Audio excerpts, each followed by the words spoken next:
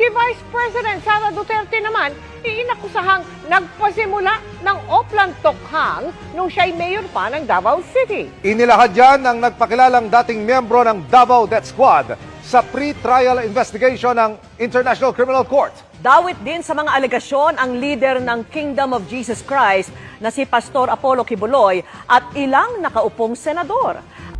Panawagan ko po sa Pangulong Ferdinand Bongbong Marcos Jr. na mag-ingat po at huwag po magkumpiyansa talaga sa halimaw ng Davao na si Vice President Sara Tambaloslos Duterte. Mga traidor po itong mga ito. Humarap sila sa kanya sa media mula sa di binanggit na lugar sa labas ng bansa kung saan natapos na ang pre-trial investigation sa kanya ng International Criminal Court Office of the Prosecutor. 186 pages daw ang kanyang affidavit at may binigay pang notebook na naglalaman ng lahat ng nalalaman niya sa mga pagpatay na iniutos umano ng dating Pangulong Duterte, maging mga alegasyon laban sa mga anak nitong sina Vice President Sara at Congressman Pulong Duterte. Tinanggap ito ng Office of the Prosecutor as exhibit.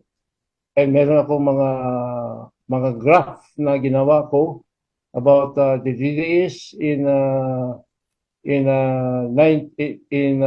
anti-crime task force, Kinyos Clan Task Force, and nung naging mayor, mayor si Sara Duterte. Ayon kay Las Cañas, kasunod ng mga pag-usisa ng media sa mga riding in tandem sa Davao City na pumapatay noon at walang nag-iimbestiga, nilikha ni Sara Duterte nang siya nang naging Davao City Mayor ang Oplan Tokhang. Siya nga ang pasimulo nitong Oplan Tokhang . Nung nakaupo siya as mayor noong 2012, inappoint niya si Bato de la Rosa as Chief of Police ng Davao City.